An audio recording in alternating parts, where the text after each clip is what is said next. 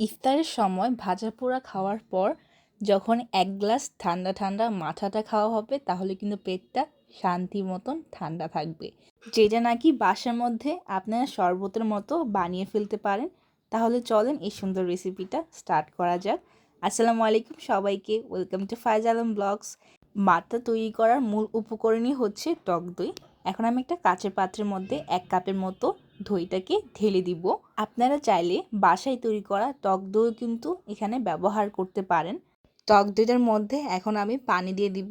1 জগের অল্প পরিমাণ পানি দিয়ে দিচ্ছি, কারণ কিছুক্ষণ পরও আবার কিছু পানি দিব।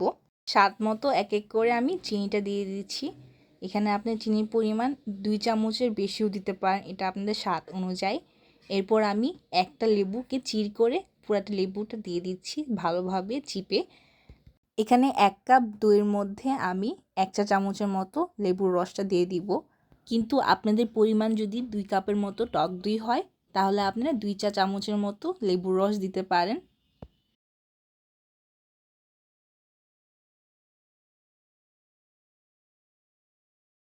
এখন আমি লাল মরিচের গুঁড়ো দিয়ে দিব। আপনারা চাইলে হালকা করে ভেঙেও দিতে পারেন। এখানে স্বাদ মতো লবণ দিয়ে দিব।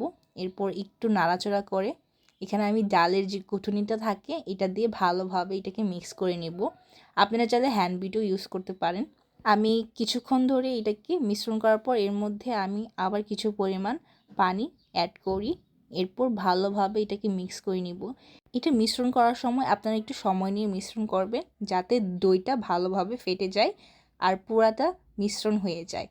না হলে কিন্তু পুরা যখন খেতে যাবেন তখন এটা চাকা চাকাটা থাকবে, তখন আর একটু মজাটা থাকবে না। আর এই তো আমাদের দেখেন দইটা পুরাটা মিশ্রণ হয়ে গিয়েছে। এভাবে পানির মতো মিশ্রণ হয়ে যাবে আর খেতেও কিন্তু সেই রকম ছিল। আপনারা যদি ঘন মাঠা পছন্দ করেন তাহলে পানির পরিমাণটা একটু কম দিবেন, আর যারা একটু পাতলা করে খেতে পছন্দ করেন তাহলে একটু বেশি দিবেন, কিন্তু পরিমাণ অনুযায়ী এটা আপনাদের পুরোই স্বাদ অনুযায়ী হবে। আর এই তো আমাদের মাঠাটা তৈরি হয়ে গিয়েছে। এখন পরিবেশনের সময় গ্লাসে নিয়ে খেলে কিন্তু তখন আরও মজা লাগে মাঠাটা। আর এভাবে যদি প্রত্যেক ইফতারে 1 গ্লাস মাঠা থাকে তাহলে কিন্তু সবার পেট একদম ঠান্ডা থাকবে। আপনাদের যদি ভালো লেগে থাকে অবশ্যই শেয়ার করবেন আর সেভ করে রাখবেন। নেক্সট টাইম ট্রাই করবেন। আজকে তাহলে এই পর্যন্তই। সবাইকে আল্লাহ হাফিজ।